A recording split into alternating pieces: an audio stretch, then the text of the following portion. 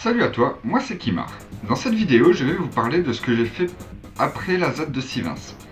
C'est-à-dire que je suis parti sur la ZAD d'Agen, mais il y a eu quelques événements entre les deux. La ZAD d'Agen qui est contre la Technopole Agen-Garonne et qui était sur le trajet de la LGV, de la ligne à grande vitesse de train Toulouse-Bordeaux.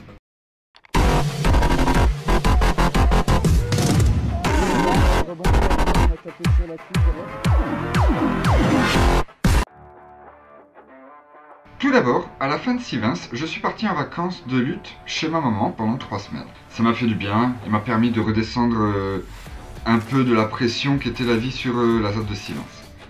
Je suis reparti sur la zone à défendre de Notre-Dame-des-Landes. J'y ai passé 10 jours, au cours desquels j'ai fabriqué un bouclier par jour sur différents lieux de vie. J'ai fini avec la main gauche complètement en sang en fait, vers le 3e ou 4e jour au bouclier que j'avais fait. Je m'étais donné un coup de marteau sur qui avait loupé le burin et qui avait frappé ma main gauche.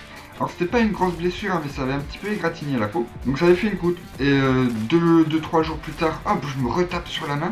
Et le 9e et le 10e jour aussi, j'ai retapé au même endroit. Sauf que quand tu as une croûte comme ça, qui a déjà été retirée par des coups de marteau, ça m'a pas fait excessivement mal, mais alors j'avais vraiment la main en sang. Le 10e jour m'a fait partir sur d'autres idées de conception et m'a permis de débloquer un nouveau craft de bouclier. Mon 3e craft à peu près stabilisé de bouclier, et c'est celui que j'utilise encore actuellement. Je suis passé sur des visières en plusieurs morceaux, en plusieurs traits, plutôt que de faire un seul grand trait qui faisait que les pièces de métal pouvaient bouger entre elles en fait. Sur l'inclusion d'un symbole martelé pour augmenter la rigidité de mon bouclard, j'ai changé ma façon de positionner les attaches sur les bras. Et il me semble que j'avais pas mal formalisé la façon dont je moulais la forme du bras. J'ai aussi créé un craft un peu particulier dont je ne me suis que très peu servi. Le craft manette N64, prévu pour gaucher et droitier, avec du coup une prise pour la seconde main qui ne servait pas, puisqu'il y en avait deux. C'est-à-dire que j'ai mon bras là, je tiens mon bouclier avec la main droite, mais je pouvais aussi mettre mon bras là et tenir avec la main gauche en deuxième main. Durant ces 10 jours, j'ai eu plusieurs échanges téléphoniques avec des zadistes de la ZAD d'Agen qui m'incitaient à la rejoindre pour lutter contre la Technopole Agen-Garonne et la ligne à grande vitesse de train entre Toulouse et Bordeaux. Ce que je fis au bout de 10 jours. À mon arrivée, je découvris qu'il y avait déjà différents lieux de vie installés et répartis sur 3 zones séparées par quelques champs. En fait, la 3e zone n'est apparue qu'une semaine après mon arrivée.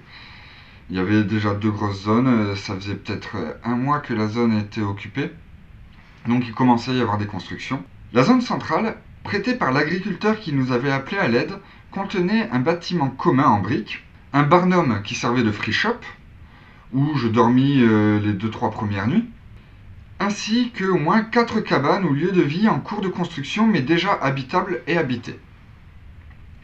Il y avait aussi un beau potager sur butte, qui commençait à être planté et tout ça. La zone au nord de celle-ci contenait plusieurs habitations, dont un vieux corps de ferme et ses annexes agricoles, squattés par des zadistes, la Biergerie qu'on l'appelait.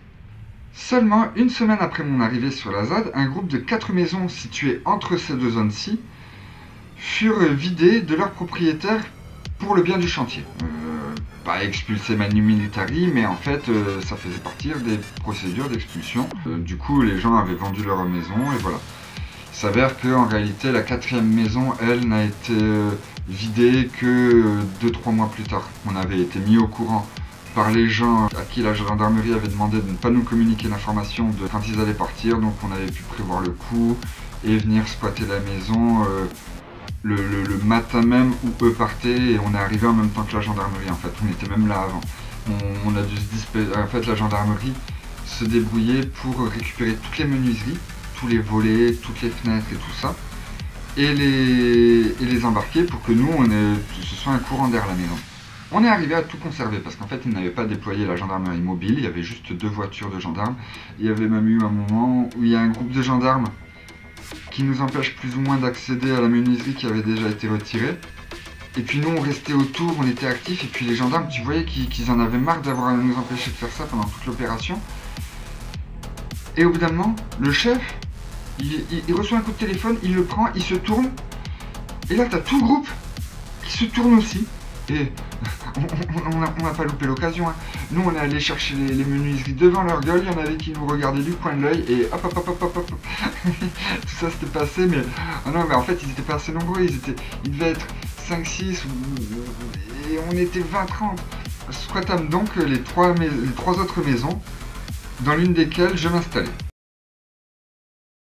Alors, qu'est-ce qu'on a fait sur la ZAD d'Agen? On a passé pas mal de temps à ouvrir de nouvelles récup, c'est-à-dire passer dans des magasins de nuit, passer derrière le magasin, aller voir dans les poubelles ce qu'il y avait. Et on en a trouvé des très très rentables de récup. Les poubelles contenaient souvent de la viande, magret de canard ou aiguillettes de canard par exemple. Pas mal de morceaux de poulet aussi ou de dinde. Beaucoup de fromage et tout plein d'autres choses. On prenait possession des lieux en construisant des extensions, par exemple une tour de 7-8 mètres de haut dans le lieu où je vivais. Mais la lutte, ça ne se résume pas qu'à vivre là, me diriez-vous. Et moi, je vous répondrai que ça fait quand même 75% du taf. Hein. Mais qu'effectivement, il y a d'autres choses à faire. Le sabotage et la communication. Les gars du chantier de la Technopole devaient commencer par installer les canalisations pour la nouvelle zone, avant de commencer à construire les routes. Et oui, les canalisations, ça passe sous les routes. Donc il y a eu un jour où ils avaient amené un tractopelle et tout. On était arrivés, on les avait pas mal empêchés de travailler. Et en fait, moi j'étais resté en bas du tractopelle. J'y suis pas monté une seule fois dessus et je discutais pas mal avec les gendarmes. À portée d'oreille des autres d'ailleurs. Tous les potes étaient sur le tractopelle. On avait pris possession du tractopelle, on n'avait pas les clés pour rentrer dedans ni rien, mais il y avait au moins une dizaine de zadistes sur le tractopelle lui-même.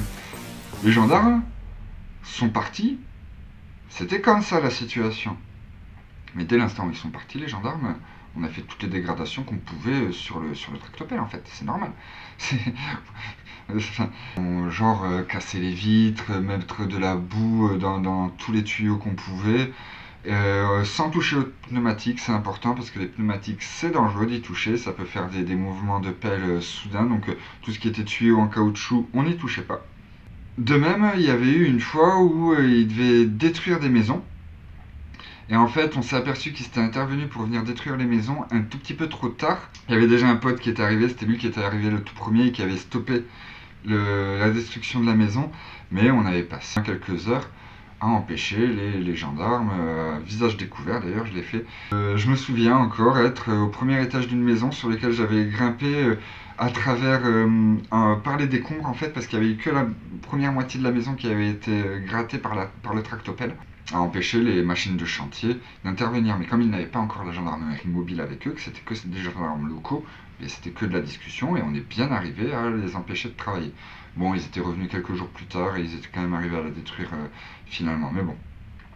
On les avait obligés à poser des grilles parce qu'il y avait quelqu'un qui connaissait un petit peu les mises en place de chantier et tout ça parmi les zadistes, et on leur avait dit oui, c'est pas normal que ce soit pas protégé, le public doit pas pouvoir avoir accès à un chantier de démolition comme ça, faut que vous veniez poser des grilles et tout ça.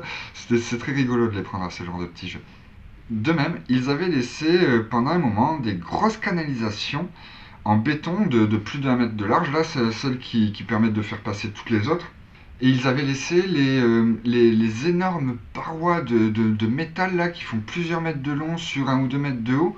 C'est les parois qui posent des deux côtés de la tranchée qu'ils font pour venir poser au milieu les canalisations. Et bien en fait, ils se sont dit, bah mais ça, qu'est-ce que tu veux qu'ils fassent, les zadistes, ils peuvent rien dégrader là-dessus. Et bien ils ont oublié notre petite imagination, ils ont oublié que nous on y réfléchit à comment abîmer ça. Donc, nous avons pété. Alors les canalisations elles sont solides, hein. C'est pour avoir fait quelques essais, on s'était aperçu que non, on avait que des marteaux burins, on n'avait pas de marteau piqueur, même à la pioche, tu te casses le dos à faire ça. Non, par contre, ce qu'on a trouvé à faire, c'est qu'au bout des canalisations, il y a une sorte de petit éton, la partie mâle que tu vas rentrer dans la partie femelle de l'autre canalisation. Eh bien, on a pété ça. Et s'il y a ça, alors on en a foutu des coups de marteau et des coups de burin, mais une fois que tu pètes ça, les canalisations, tu les poses pas. Hein. Et pareil, les énormes plaques en acier, on n'avait rien aussi pour les abîmer. Enfin moi, on avait quelques outils à la main, mais c'est tout. Et en fait, Après qu'on se soit un petit peu cassé le crâne, on s'est aperçu qu'il y avait une petite tige en métal de 2 cm par 2 cm quand même, en acier.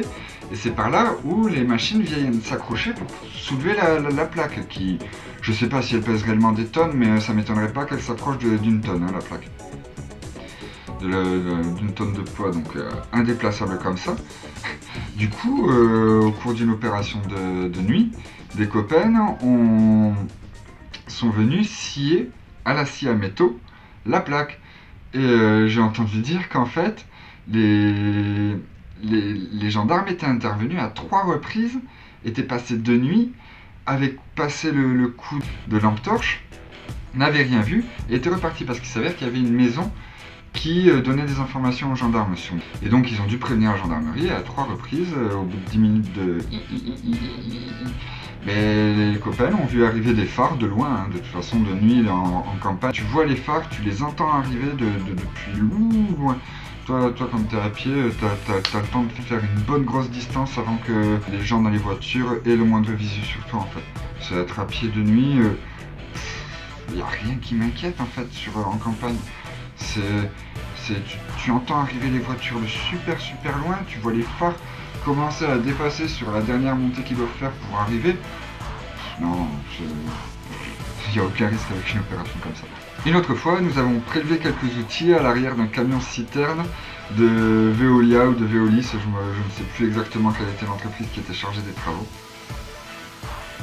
Nous avons aussi effectué des opérations pour nous faire connaître, donc de communication. Notamment une qui était une action clown dont je vous parle dans cette vidéo-ci sur l'armée des clowns. On a dû lutter contre la publicité que faisait la région pour ses propres projets. C'est-à-dire que dans la boîte aux lettres des gens, des Agenais, ils recevaient des prospectus distribués par le facteur pour justifier la création de la Technopole de Agen-Garonne. Et donc nous, en tant que zadistes et en tant que collectif anti-Technopole de Agen-Garonne, on a dû imprimer des tracts, on en a imprimé plusieurs milliers, je sais plus combien de milliers, et on a dû les distribuer dans les boîtes aux lettres. Donc nous on a choisi nos quartiers résidentiels et tout ça, on les a pas distribués partout. Mais voilà, face à l'État qui utilise les impôts des gens pour balancer des pubs, ben nous, si on veut faire pareil, ben nous, il faut que ça vienne de nos petites poches, enfin plutôt des poches des collectifs qui nous soutenaient, et aller distribuer nous-mêmes les tracts. Ça, je l'ai fait. Donc on a distribué quelques milliers de tracts anti-Technopole à Agen-Garonne. Voilà pour cette petite partie d'histoire. Je pense que je reviendrai un petit peu sur la fin de la ZAD d'Agen, de vous en parler. Donc en espérant que vous me lâchiez un petit like, je vous invite à venir vous abonner sur ma chaîne YouTube Lumière sur un cagoulé pour pouvoir suivre la prochaine fois où je mettrai en lumière un cagoulé. Allez, ciao, bye bye.